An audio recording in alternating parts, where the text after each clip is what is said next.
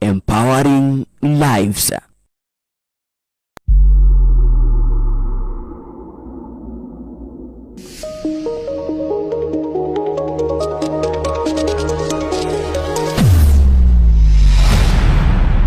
Bethel Clouds TV.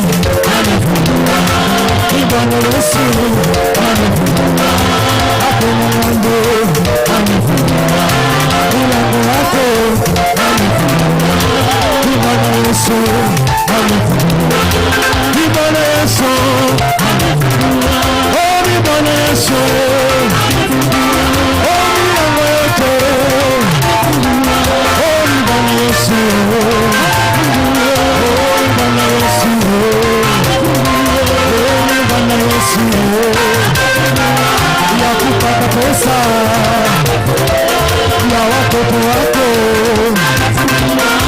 ya kuna mambo ya biashara, ya kupata kazi, ya uponyaji, ya kukombolewa. Oh, ni Bwana Yesu, oh, ni Bwana Yesu, ni Bwana Yesu. Milango yote, milango yote, milango yote. Oh, ni Bwana Yesu, oh, ni Bwana Yesu, ni Bwana Yesu, ni Bwana Yesu, ni Bwana Yesu, ni Bwana Yesu.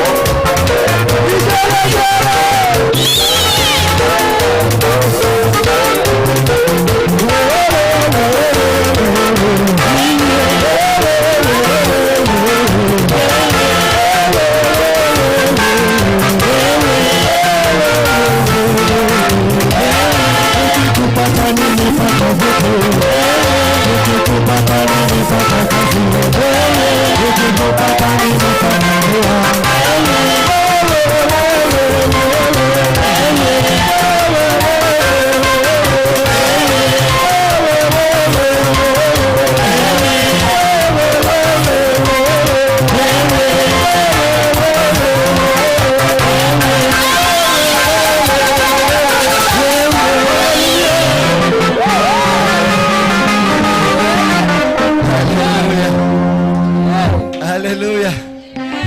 Hallelujah. Praise God. Amen. You may be seated in the presence of our mighty Lord Jesus Christ. And we thank God for everything. He has been faithful. That is quite tremendous, quite loving. That is powerful.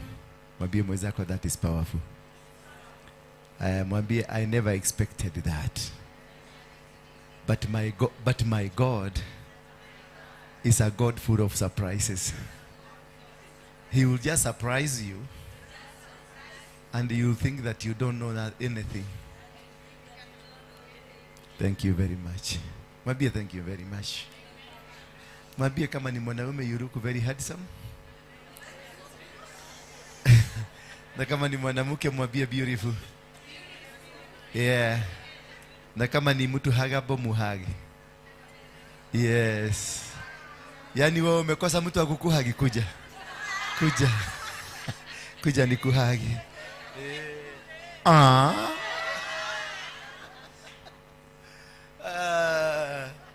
Bwana Yesu asifiwe sana. Nashukuru Mungu kwa sababu ya kitu kama hiyo. Kitu kama nini? Sasa wamefika wapi? Tuseme tuwapatie max. Ndio wameanza kuingia kwa 1%. Si ndio? They are trying. They are trying. Wapigeni makofi. They are trying. Pull up your socks. You are somewhere. Somewhere uko kichaka tu amuja pata kichaka, ni mko kichakani.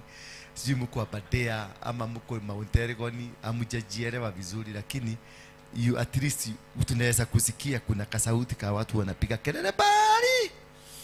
Si ndio? Pull up your socks. We love you. We love you and we want the best from you because I know you are capable. Bwana Yesu asifiwe sana. I thank God for everything. Pasa nisaidie kuweka hii kitu pale. Nataka nikaribie hawa wateja. Haya.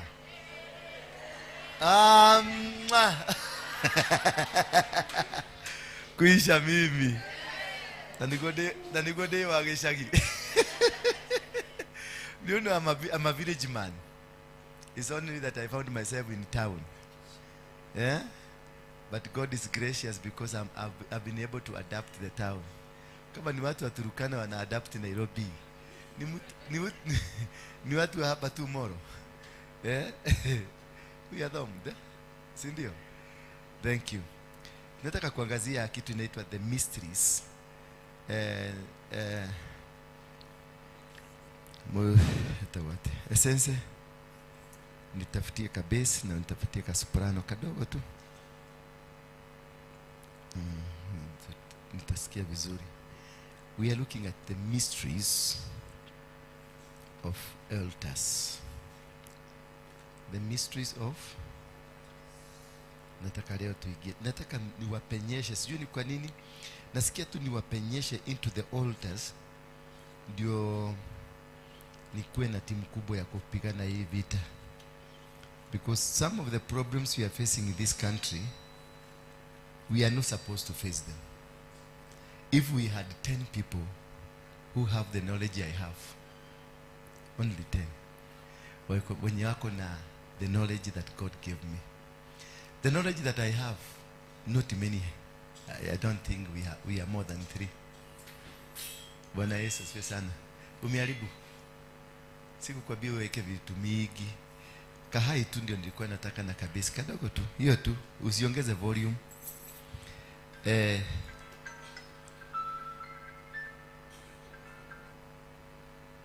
Sasa huyo nakuja wakati ndio ndio unaanza kupiga toro. If we had some few people, just 3-5, wenye wanaweza kufanya ama wanaweza kuwa na the knowledge. I'm not bragging, but I have a knowledge that very few people in the world have. Sijui kama ulikuwa unajua hivyo. Ujui. Kama ungekuwa unajua, ungekuwa ushapanda level stairs kama 3 karibu na kanilibia. Kalinilibia. Oh,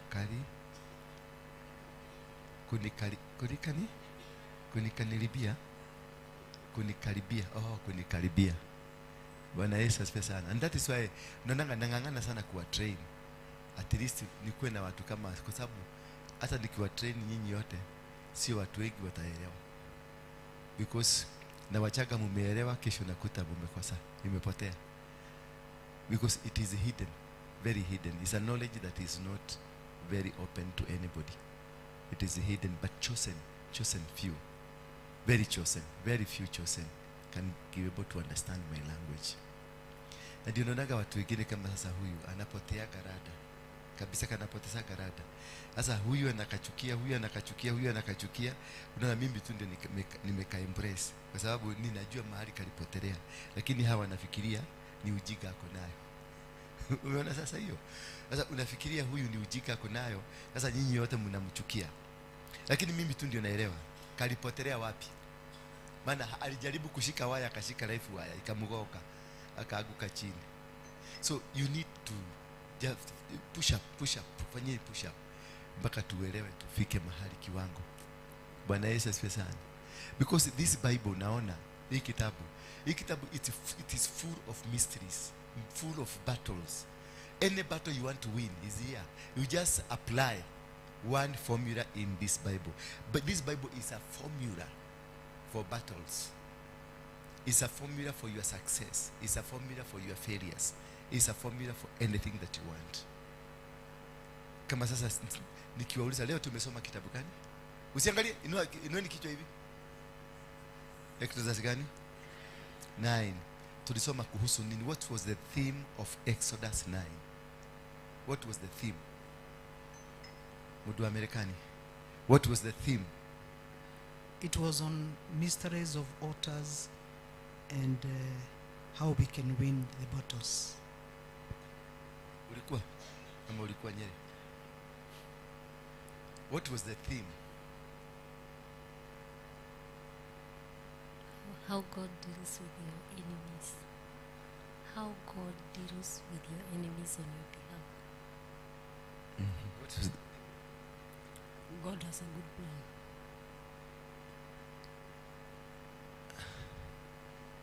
What was the theme? In the morning was spiritual. The power, the words that you speak, that was in the morning. Mysteries of the altar.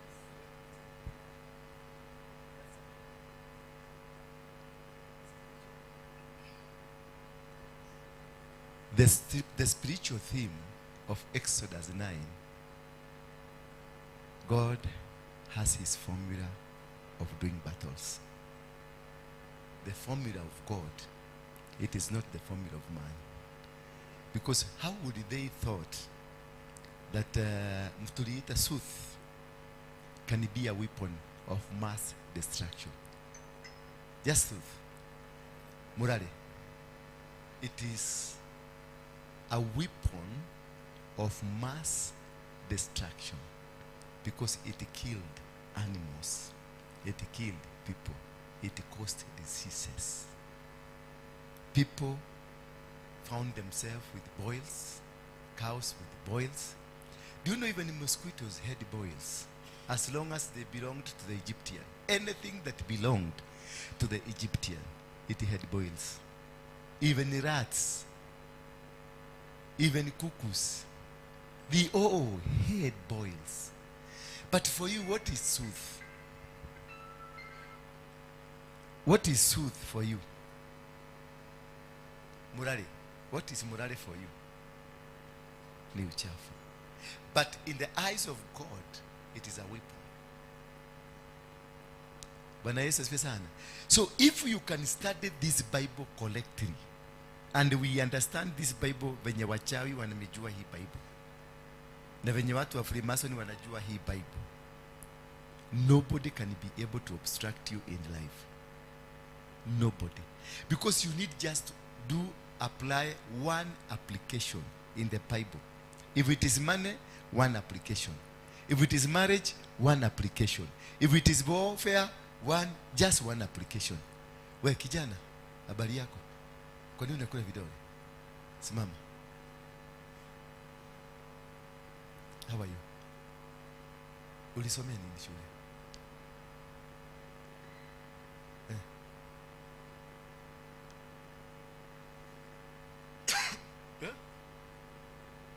Sound engineering and the music.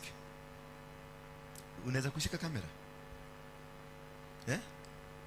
Endo chukua kamera moja pale. Upatiwe nini? Upatiwe stand. Kuna stand nyingine? Nini? Hakuna kamera nyingine? Si thought tuko na kamera 10 pale. Ama hizo si kamera? Ni 3, moja ya picha. Moja ya picha si kamera. Endo chukua hiyo ya still. Nipigie picha nione.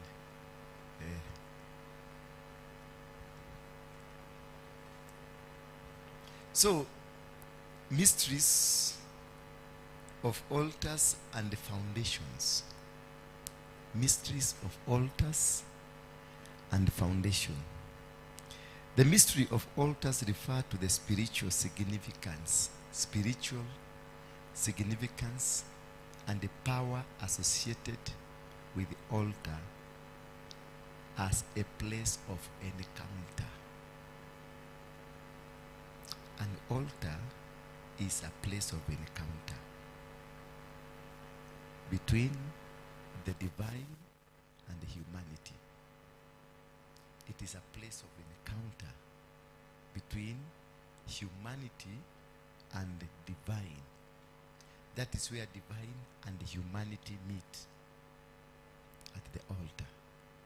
So, I mean, when I say where divine and the man meet, it doesn't matter whether it is godly or demonic, as long as it is an altar where now powers converge and where people encounter the power. Bwana Yesu asifiwe sana. So, where man and the divinity, divine meet, it has got its own mysteries. And now I want us to discuss, to look at the roles of altars in our lives. Let's go jump straight to the roles of altars in our lives. Bwana Yesu asifiwe sana. Altar, one role of an altar is a gateway. It's a gateway towards man.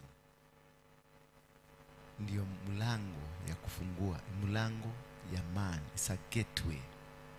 And this gateway, altars are believed to be locations where spiritual beings can interact with the physical world. Altars are believed to be locations where spiritual beings can interact with the physical world. So it is where you create an atmosphere that you can be able to interact with the spirit and the human being, the human nature. So this is a bridge. An altar is a bridge between you with a deity. A deity could be God. A deity could be a goddess. A deity could be the supreme God. That which you believe is a deity. And this deity has power. Whatever that you take as a worship, it has got its powers. And it got its boundaries. And it is forces that works around you. You can only be able to succeed on earth if you have an altar that has a spiritual power. So for those who go for witchcraft, it is an altar that has a spiritual power. For those in the Freemasons, they have an altar that has spiritual power. For those who come to the church, it's an altar with a spiritual power. For you to be able to succeed in business, for you to be able to succeed in marriage, for you to be able to succeed in a ministry like this one, you must have an altar. And an altar is a place where you don't take your jokes to, because it is a holy ground depending on your faith. It is a holy ground. And being a holy ground, it is dedicated. Every altar is dedicated with a sacrifice. No altar that can exist or can become an altar if it doesn't have a sacrifice. So you must, even if you have an altar in the house where you go kneel down every morning, if there is no sacrifice given there, it is not an altar. What qualifies an altar? It is the sacrifice that you give. What amount of sacrifice? And an altar becomes an altar if it is a place that has been worshipped more than 3 times. Like today, I have come, I have worshipped. Tomorrow, I worship here. Today, the day after tomorrow, I worship again 3 times. That place automatically transforms itself to be an altar. Now, the power that goes with an altar will be activated by the sacrifice that you give. It will be an altar, yes, but now this altar must have a sacrifice. The places we call the black spots, it is an altar. When did it become an altar? The first accident that happened there and the bloodshed was shed, it automatically became an altar. And now if nobody goes to close and it becomes a gateway for many other people to die, if nobody that goes there and stops it, cancels everything that was raised by that blood, it means seasonally and occasionally there will be an accident. This accident will be caused by the first blood, because the first blood, they are deities. They are forces of darkness that swallowed the blood and made that place become an altar. Therefore, there will be a demand, a regular demand. Why do we have women with monthly periods not allowed to come to this altar? or to service the altar. Because that one is also an altar by itself. The monthly period is an altar because it gives blood monthly towards a certain particular reason. So that particular reason, that is what disqualifies you from coming to serve this altar while you are serving another altar. And this is why you see, people, you will not be allowed to come to serve in this altar. Because the altar you are serving is an altar that it has a connection with death. Because monthly period is death. It is a human being dying. Meaning you kill monthly.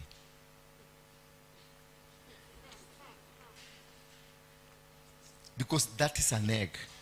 And this egg was alive when it died. So when it is coming out in a form of something that has died. So you are not allowed to take dead bodies into the altar.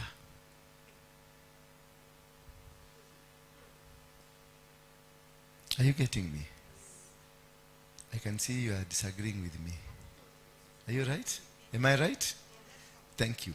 That is what purifies. Purifies. When the altar is purified by your purity. When you have the periods, you are not pure. You are dirty. That is why you will be required 3 days after the period. That's when you can come back to serve. Not to come to the altar, but to serve in the altar. Are you getting me? To serve after 3 days, that when you regain your purity. Because already you are not pure when you are on your periods. Because periods simplified to a dead substance from your body. A dead egg. And this dead egg causes you to be not pure. So you are not allowed. If it was those days when we used to live in our own cubicle, that's why a man would marry 3 or 4 wives. Because of that was one reason. Because a man will never be served by a woman who is on her monthly period. A man cannot sit on a seat sat by such a woman. A man cannot even use a cup used by that woman. Because you will cause some diro. Say the word diro. To this man. More especially a Modejeri. A priest. They used to have their own consecrations. Where they are not interfered with. By this energy. Because monthly period is an energy. It's an energy that circulates. An energy that causes powers to happen. Because through monthly periods, witchcraft is practiced. That is why the witches will go and they pick your sanitary pads. And they use them for witchcraft because that is blood. And the blood carries your DNA. And your DNA can be used to bewitch you. Are you getting me now? Those are the mysteries. Today I'm on the mysteries. I'm deeper. I'm deeper. Yes, deeper so that we can get deeper to why a monthly period can cause death on you. Just that thing. Small thing, but very dangerous. So it is a gateway.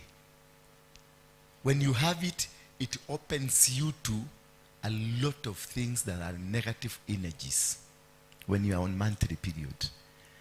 Unakuwaga na negative energies. You attract negative energies towards yourself. Nakutanga munakuwaga na hasira. Sindio? Munakuwaga na cramps. Unaumwa na tumbo. Sindio? Unakutana unakosana na mtu. because it attracts negative energies. It is a gateway. So when you are dealing with a gate, there is an altar that opens or is a gate. Yani, any altar is a gate towards a particular faith. The altar here is a gate towards God. Ukienda kwa muganga ya Karumasira, ile utapata pale, it's an altar towards a particular gate. It's a gate ya kuenda kule kwa Karumasira. So you must go through for you to get somewhere, for you to get to God, for you to get to any power, for you to get into business, for you to get into healing, for you to get in anything. You must get it, you access anything spiritual from the altar. There is nothing you can access without an altar. So it is an altar is a gate that allows you to have an access. Sex is an altar that allows you to access. Your mouth is an altar that allows you to access. Your body is an altar that allows you to access. Because through your body you can access demonic powers and godly powers. Through your mouth you speak. Your mouth has power. That's why God touched the mouth of Jeremiah and removed his words. Literally, God was doing to remove the words of Jeremiah of defeat. Because Jeremiah had started confessing defeat. That I am just but a baby. I cannot be able to make it.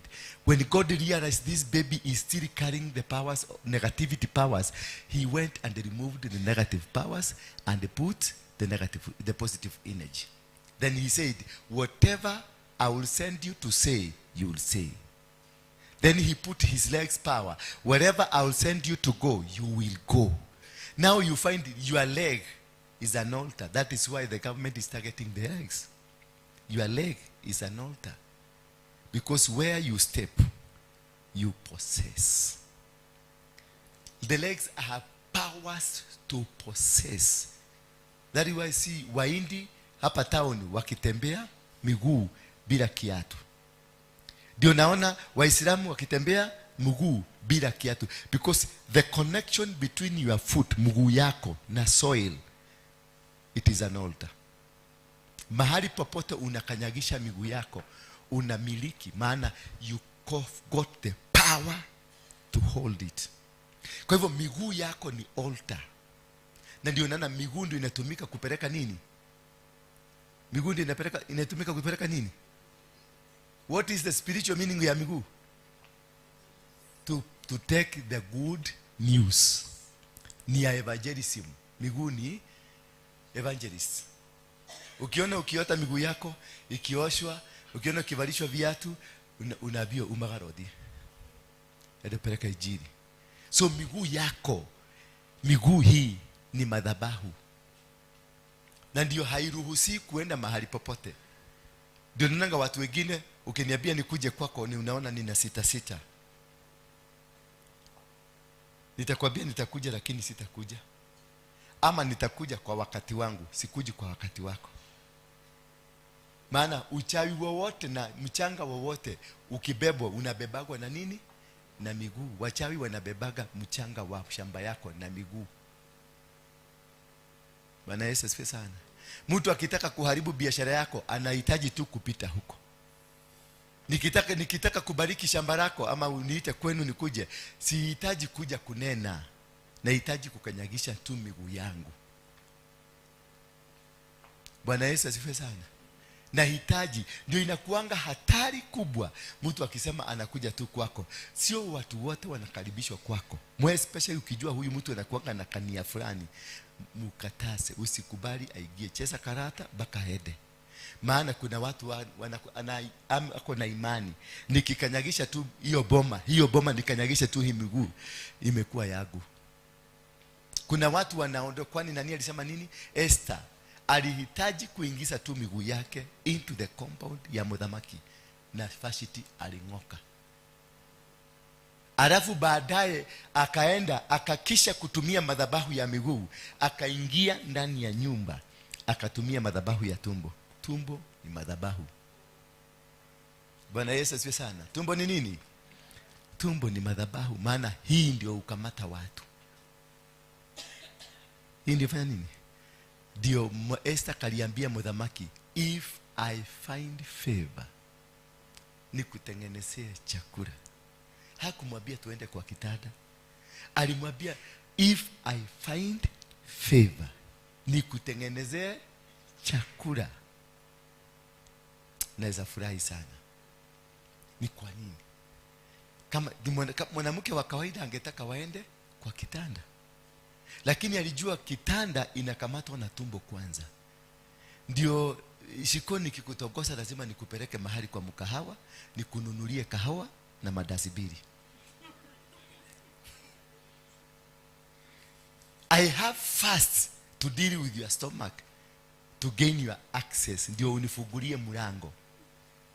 Nitatafuta kwanza to gain the access yako through tumbo. Nikikununulia chakula nimeinua madhabahu, nimekukamata. Sasa from there anything I want from you I will get it, because nishafungua mlango. Ndio naona watu wengi wakiniambia, kama huyu ananiambia tuende nikanunulie chai, nafikiriaga mara mbili. Sio kila mtu anakununulia chai unakimbia. No. Hapana, nakwambia nipatie nijiendee mimi mwenyewe. Alafu ukinipatia nitaiweka kwa mfuko na inenea wewe. Unatumwa kuja kunishika, hautanishika. Bwana Yesu asifiwe sana. Those are the mysteries. Nazungumzia kuhusu mysteries of altars and foundations. What are altars? Na mnashikagwa na nini? Maana watu wengi wanafikiria ni language inatumikaga pasa kakaka, nimekamata. Hapana. Kitu kidogo. Kaperemende kametosha. Kaperemende dhuiti imetosha ni kukamate. Nahitaji tu madhabahu hii ya mdomo ile Mungu alishika Jeremiah, akatoa hiyo maneno ya kushindwa, akaweka maneno ya kushinda. Maana kwenye madhabahu ni maneno. Hii madhabahu ni mbao na ni mkeka, lakini tuliifanya live, tukaiweka uhai. Wakati niliita mabishop wakakuja, tukainenea, tukaiweka maneno. Wakati Solomon alijenga madhabahu, aliweka maneno ile madhabahu, akaambia Mungu, watu wako wakipatwa na shida, wakuwe na nini, wakuje kwa hii nyumba, wainue mikono yao juu, watubu, Baba uwasikie. Hiyo ni maneno alikuwa anaiweka madhabahu. Ndio wakikuja, si Baba, already maneno iko kwenye madhabahu. Ikisikia watu wanatubu, inafungua, oh tuliambiwa huyu akikuja tunamshughulikia. Immediately madhabahu inakuwa activated, kwa maana amefanya kulingana na vile Solomon alisema. Solomon alisema namna gani? Watu wako wakikuja kwa hii madhabahu, wainue mikono, watubu dhambi zao, ukiwa biguni uwasikie. Sasa hiyo maneno imefikisiwa kwa tape recorder ile iko hapa. Sasa ukikuja wase, Baba ninaomba msamaha, madhabahu inastuka. Huyu anasema msamaha, tumusikilize. Anataka nini? Ebu angalieni kama ameinua mikono juu, ebu angalieni kama anatubu. Yes, amefanya hivyo. Yes, basi mupatie kile kitu anataka. Maana iliambiwa na ikaweka hiyo maneno, inaongojea siku yako ya kukuja kutoa maneno. That is why we confess, because through confession we release. The confession, it releases because it is coming from the altar. So there are this stomach, the mouth, your sex, and your legs. Then another altar that is very powerful, it is the hand. People think that it is the mouth that can make you rich. The mouth does not have power to make you rich. Does not. Even miguu yako haina power kukumake rich. Hata akili yako haina power ya kukumake rich. What has power to make you rich is the hands. Because God blesses the works of your hand. So as a man, as a human being, as a body, how many altars are with you? You yourself. That is why it is when you see a man of God, not only a man of God, ata murogi, as long as this man is spiritually endowed, no matter what part of the spirit, you don't antagonize these people. You don't engage yourself with these people in a manner that they can be aggrieved. They will destroy you because they have a superior spiritual power than you. If I have a superior spiritual power than you, I have the power over you. I can destroy you. And the spirit that I am operating from cannot judge me. Because I will use the powers. As the Constitution says, the law under section 24, subsection 2A, this is what it says. So I am taking you to court based on this law. So this law is protecting me. Are you getting me? This law inanilinda. Ama ni criminal code what? Criminal what? Procedure. Criminal procedure code, yeah. Then you say subsection of this section of law. That is what you are taken court with. There is a law anchored on that process. So the power that I have is donated to me by a spiritual being, God. Then he gives it to me. So on behalf of God, I will act. That is why many people are facing difficulties of their life because they antagonized a being, a spiritual being, that na yeye alikuwa hajui kucontrol mdomo yake, akanena maneno mabaya kwako. Sasa hiyo maneno ndio imekufunga mpaka sasa. Na haujui ulifungwa.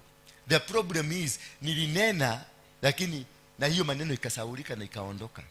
Sasa haujui hiyo maneno. So you will keep, utakuwa ukiomba, unaenda kanisa hii unaomba, unaenda kanisa hii unaomba, unaenda kanisa hii unaomba, unaenda kanisa hii, but nothing is changing because yule aliyenena bado yuko na power hiyo bado iko na madhabahu hiyo bado iko, maana anaendelea. Waruige bado anaendelea kufanya nini? Kuinua madhabahu hapa, anaendelea kutoa sacrifice. So my authority inaendelea kutolewa sacrifice. Kwa hivyo inaendelea kuwa na nguvu. Ile maneno niliachilia kwako inaendelea kukaa ikiwa na nguvu. Ndio naonanga nikikuombea upone ama nikikuombea biashara yako ifunguke, ikifunguka hiyo maneno nilitoa keep alive. As long as na mimi kule ninaendelea kuweka madhabahu yangu nguvu. Hii madhabahu yangu naiweka nguvu, ndio kile kitu nilisema kwako. Anytime you seek my attention, inafanya hata bila kuongea na mimi. As long as na mimi ninaendelea kuhakisha moto. Ndio naona ile madhabahu moto imeisha, hata ukiomba ukiwa unasikia there is no presence of God. If you sit under a pastor na moto yake ilizimika, you can feel it. Because when you try to communicate, unakuta there is no communication. Hakuna kitu kinaenda. Unakuta madhabahu yake ilizimwa. Kwa hivyo wewe uko chini yake na wewe unazimika. Maana hauna kamulija kakupeleka moto kwako. Kenya Power ikikatiwa Jinja Kambara ukule Uganda, itazima mpaka kwako. Na imekatiwa wapi? Jinja. Kwa hivyo mimi nikizimwa na nyinyi mnazimwa. Ndio naonanga wachawi hawatarget nyinyi sana, they target me. Maana wanajua nikizimika na nyinyi mumezimika. And that's why the church inarequire pillars. Bwana Yesu asifiwe sana. Mimi kama mchungaji nahitaji nani? Pillars. Na zaidi ya hapo kuhitaji pillars, kuna kiwango wanafika, unawachana na wao, unaenda juu. Yesu alikuwa anapanda na watu 6, anawaacha. Anapanda na 3, anawaacha. Anapanda na 1, anamwacha. Kisha anapanda peke yake. Maana atakuwa amefika level ni yeye na Mungu. Nyinyi hamwezi. The spiritual realm ile yako ndani yake, ameingia ndani yake, nyinyi hamwezi kupenya. Maana mimi nimepenya kiwango nyinyi hamjapenya. Wakati ninaenda kama mlimani na command wingu linateremka, ni kwa sababu kuna mahali nimepenya. Wewe ukienda huko kutakuwa dry. Lakini si ati uombe Mungu, unaomba Mungu na atakusikia, lakini kuna vitu nitafanya kule, utaona vitu unashindwa, mbona huyu anafanya vinafanyika. Ni kwa sababu nimepenya zaidi ya wewe, nimepenya kwenye bingu ya pili, ya tatu, ya nne, ya tano, labda niko kwenye bingu ya sita, na wewe ndio unaanza bingu ya kwanza. Kuna bingu 7 na kila bingu iko na nguvu zake, na kila bingu iko na vitu, watu ambao wanaishi. Kuna bingu zinaishi mashetani wanaishi, malaika wanaishi. Bwana Yesu asifiwe sana. Na accessing it, upenye kule kwa shetani na upite kwa shetani tena uruke uende kwa malaika, ni vita. Na ukipenya hapo naenda unakutana na malaika, nao wanakupeleka juu, unapenya, unapeleka juu, unapenya. Sasa unakuta huyo mtu ako na nguvu zisizo za kawaida, maana ni kule amepenya. Bwana Yesu asifiwe sana. Ni venye ameinua madhabahu yake, venye amepenya. Sasa venye mimi kukua nguvu zangu zinategemea na nini? Na venye nimeinua madhabihu yangu. Kwa wale wanaelewa ndio naona na wakosho ni kuhusu hii ya Ruto. Ya Ruto si nyumba, ni madhabahu anainua. Yule mfalme alimuua mtoto yake, masababu alijua mtoto wake, ndani ya mtoto yake kuna power. And mtoto wangu sasa, Sami wangu, madani ya Majoroge wangu, ako na power kuniliko. Mtoto wangu ako na nguvu nyingi kuniliko. Na huyu mdhamaki alielewa hivyo, akajua huyu kijana atakuja kuwa king, atakuwa king mkubwa kuniliko. Kwa hivyo aliinua ukubwa ulio mkubwa kuliko yeye. Akashika yule mtoto, akampigisha kwa ukuta, akamuua kwa sababu ya the king anointing. Alitaka kutumia ile anointing ya huyu mtoto ambaye angekuwa king ndio ashinde Waisraeli. Maana katika wakati Waisraeli waliinua dhabihu ya kulingana na king huyu mwenye yako hai. So kupinga level ile, walipinga level ya huyu mdhamaki mwenye yako hai. Lakini sasa yeye akawatolea kadi nyingine, akainua mtoto wake, maana mtoto wake ako juu. Na hawa hawakuinua dhabihu ya huyu mtoto, waliinua dhabihu ya nani? Sasa hawa wakapatikana flat foot, wakapatikana wakiwa hawaelewi ni nini. Ndio maana walishindwa, maana wameinuliwa. Ni kama wale tunachezanga kadi, unaweka kiloches, ni kiloches chita kote kilochet aya ugonewe, ama spade ama hat.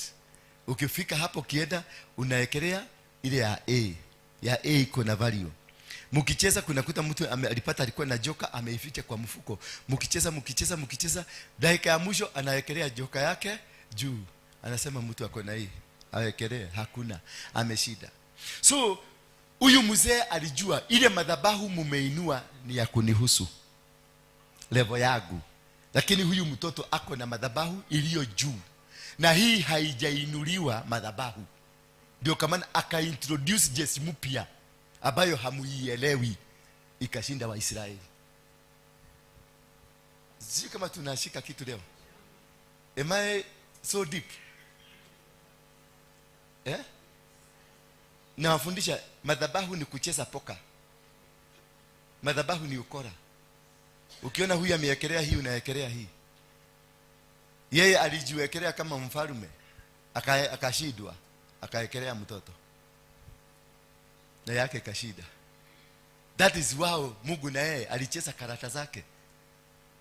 Akajaribu kufanya, akaleta kina Abrahamu, akaleta kina nani, akaona haigii, akawekelea damu ya Yesu. Shetani akachanganyikiwa kidogo. Ndio naona mpaka sasa shetani anatusubua, maana hajashika formula ya damu. Ndio naona in the mention ya damu ya Yesu kitu kinafanyika. By the blood of Jesus kitu kinafanyika, because it is still a mystery kwa shetani. Hajaelewa formula hii damu ni nini. Na hiyo ndio anatafuta. Ndio naona anachija watu, anachija mabusi, anachija kila kitu, akitafuta the mystery of the blood. Ndio aelewe formula hii ya watu wakitaja jikwa katika damu ya Yesu mtu anapona. How? Hiyo ndio bado shetani hajaweza kuelewa. How now? By the blood of Jesus you are healed. How now? Katika damu ya Yesu tunafunguliwa. How now? Sasa hiyo ndio anatafuta kuelewa. How now? How? Bwana Yesu asifiwe sana. Sijui kama tunaendelea vizuri. Number 2, tumeona it's negate with number 1. Number 2, it is spiritual significance. Spiritual significance. What is the meaning of significance? Ni umuhimu. Madhabahu, umuhimu katika ulimwengu wa kiroho. Altar, umuhimu wake katika ulimwengu wa kiroho. Number 1, it is a worship place. Number 2,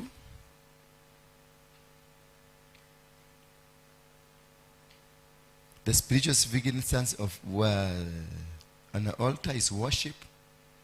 Number 2 is prayer. Number 3, the sacrifice given on it. Number 4, the covenant. Those 3 things zinaandamanishwa pamoja. First, you must make it a worship place. Number 2, then you do a prayer on it. Number 3, you give a sacrifice on it. Imepata nguvu. Imepata uhai. Number 1, you put a worship on it. Number 2, you do a prayer. Number 3, you offer a sacrifice. It becomes. Ndio naonanga. Now I mostly encourage you, don't go kwa nyumba ya Mungu without a sacrifice. If indeed kile kitu unaona unataka kinahusikana na madhabahu mengine, toa sacrifice. Hata ukifuga miaka 100 bila sacrifice, na hiyo kitu imefanywa sacrifice, bado itakushinda. Ndio naona tuko na shida, lakini sisi ni Wakristo. Tunapitia maisha magumu, lakini we are holy. Hata kufanya mambo mabaya hatufanyi, hata kuongea vibaya hatuongei, lakini umaskini natebeaga na sisi mahali popote tunaenda. It is our good friend, our associate. But going to heaven, watu wengi hapa naona mnakaaga heaven, mnakuja asubuhi. Lakini mkikuja asubuhi mnaendaga heaven, mnalala kwenye rugito rwa nyumba. Todo mutikire kanyamu. Mwara rugito rwa nyumba mugacoka mukaharuruka guku rucini. Muhunyukite ta mumite kwa wainga. Niko haruru ni mitarako ya Lebanon. What are the types of altars? Types of altars, we shall deal with 4. Number 1, a personal altar. Personal. Ile madhabahu yako wewe mwenyewe ni madhabahu. Personal, ni madhabahu yako. Mahali unaendanga kwa kakona kwa nyumba yako ni personal. Ile kamukeka unaonaga Muislamu anabebaga kienda naye ni personal. Hiyo hapatianagi mtu mwingine asali kwa hiyo makaka. Kwa nyumba yako mahali unaendanga kwa kakona, hiyo ni yako, it's very personal. Mimi ukikuja kwangu siwezi kukupatia. Kuna ingine nimejenga kwangu ya watu wote, lakini ukiingia kwa bedroom yangu nimetengeneza kingine kagu personal. Hata mtoto wangu hawezi kuenda hapo. Na huwa I give nikimaliza natoa sacrifice hapo. Nikienda hapo natoa, kila wakati nimepiga magoti hapo lazima nitoe sadaka ya hapo. Siku ya kukuja kanisani na kusanya hiyo sadaka na kuja na iwekelea hapa, ama naipeleka kwa baba yangu ya kiroho kulingana nilikuwa nafanya nini. Ni maombi gani nilikuwa nafanya. So kuna ile ni maombi nilikuwa nafanya ninahitaji nguvu zake. Sasa nitaipeleka kule. Lakini kama ni kitu inahitaji madhabahu hii, nitaileta wapi? Hapa. So unatofautisha. Kuna kitu ile unapatia baba yako ya kiroho because it is personal. Mimi na wewe nikufungulishie.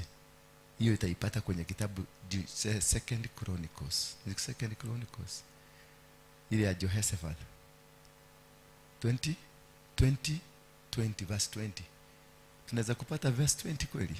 Hebu tuone. Mtu atusomee verse 20. Second Chronicles chapter number 20 verse number 20.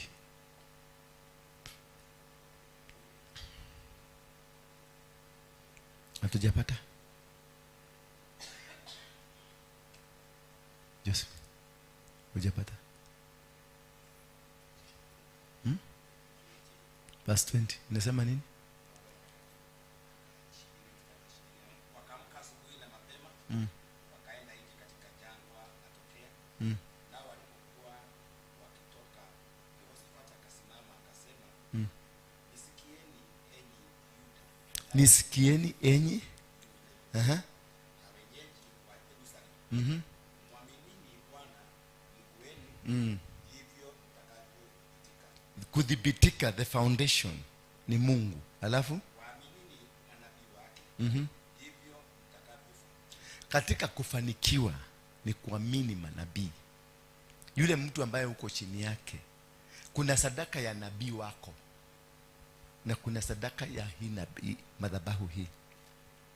So there's two different sadakas. Kuna sadaka unafaa mimi kuniletea kwa mkono wako, unaniletea.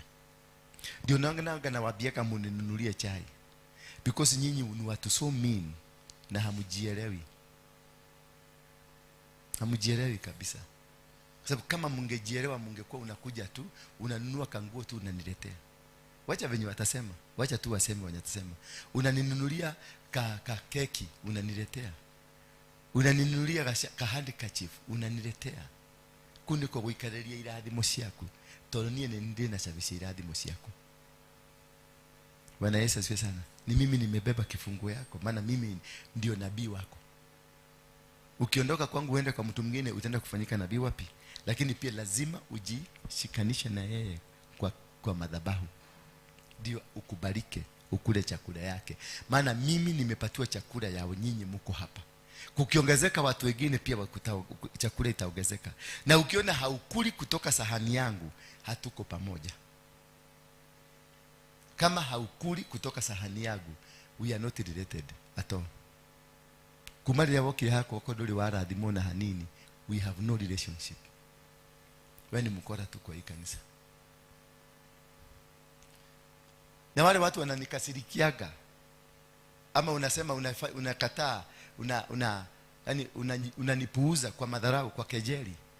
Kuna kasi inatoka kwangu inakuja kwako straight. I don't need to speak it out. Inaitangwa a curse of a prophet unto your life. I will curse you without speaking. Out of what umenifanya, ama kile kitu umefanya kwangu, nikirelease hivyo.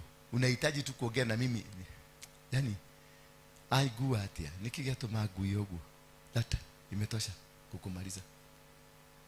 Utakuta you are stagnating, unakwama, hauendelei. Ndio nanga pastor mzuri na mwelevu anabarikingi watoto wake kila wakati wakiwachana. Anakuambia Mungu. Ndio nanga wakati mwingi na waitaga hapa, ninawaombea. Asubuhi sana na waita, tunakutana hapa, ninawaombea. Ndio kama kuna ile kitu niko nayo baya kwako, venye ulinisugumusia niiondoe. Lakini pia na wewe unahitaji kukuja na kikombe ya chai. Unaninunulia kikombe ya chai, unaniambia baba, barikiwa. Nimesema nikununulia kikombe ya chai. Kuni kwa kumadha irathimo cia kuma kwa dukata ile ya weru nguru wake. Lakini siku kuja hapo unakaa umekauka kama ile miti mitarakwa ya Lebanon. Hakuna kitu utapata kwangu. Si maombi ile unaomba ati ya Mungu direct, hapana. Hiyo imepatiwa laini, nimepatiwa kutoka biguni. Your foundation, your own foundation ndio iko na Mungu. He will establish you. Mungu is supposed to establish you, but to prosper it is me. So ukienda kwa Mungu kuitisha prosperity, hata kusikia, because already ashapatiana. Ni kama uende kwa Mumias Sugar, uende kununua sukari, uende kauze duka yako, wanakulifaa kwa agent wao. Anakuuliza umetoka wapi? Nakuru. Enda kwa duka inaitwa ABC, uende ununue huko, maana hao ndio maagent. Mumenielewa hapo? Kufaulu kwako, chuga huyu msemo naona hapa. Mchuge tu, mnunuliage kachai. nenda kwa duka ununue kaguo kazuri. Si uvaage guo mzuri kuniliko. Hapana. Nenda ununue kaguo kazuri uniletee. Hata kaada wewe unanunua unaniletea. Tu socks unanunua unaniletea. I'm your father. Wewe kama unafikiria vitu yako ya kishetani endo fikirie, lakini I am your father. Ndugu,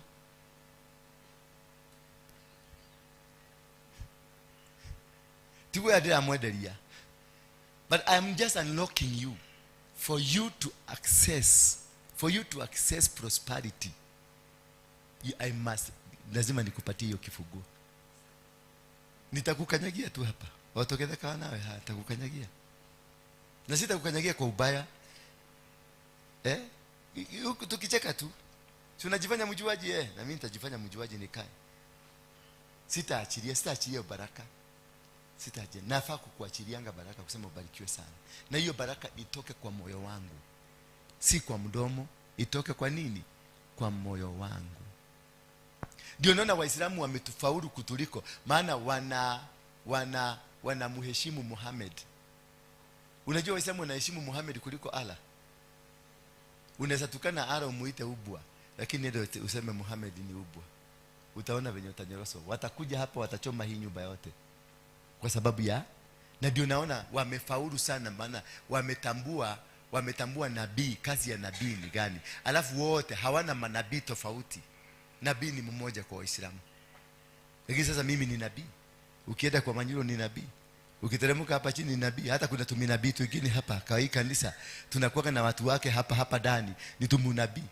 Sasa unakuta kama nabii kako ndani ya munabii. Kanatoa domereli. Bwana Yesu asifiwe sana. Na ndio naona tunapiga marufuku.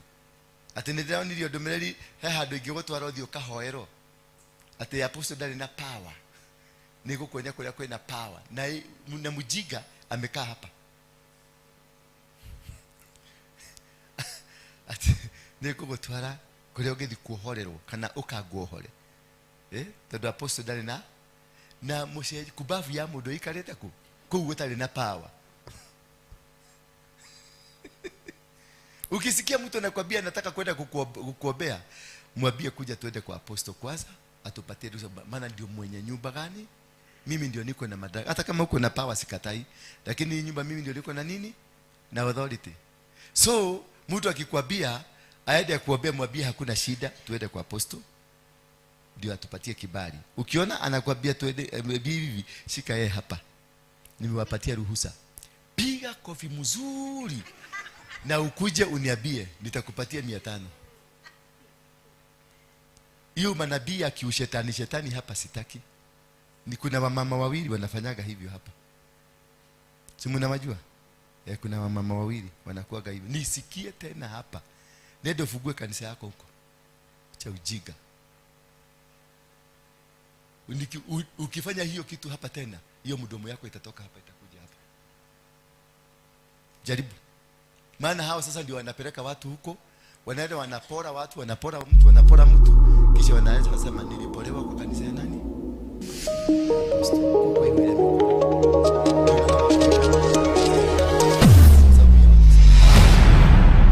Bethel Clouds TV, empowering lives. Sasa shida na mamilioni mabesa. Wadi kumurutira unabii wanawoko hakima.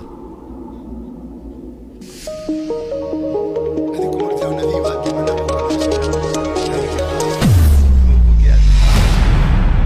Bethel Clouds TV, empowering lives. Nyinyi ndio mmekoroga watu.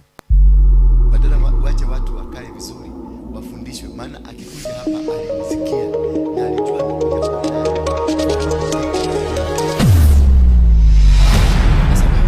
Bethel Clouds TV, empowering lives. Ndio fungu yako. Kubafu niko hapa na inasema iko na power.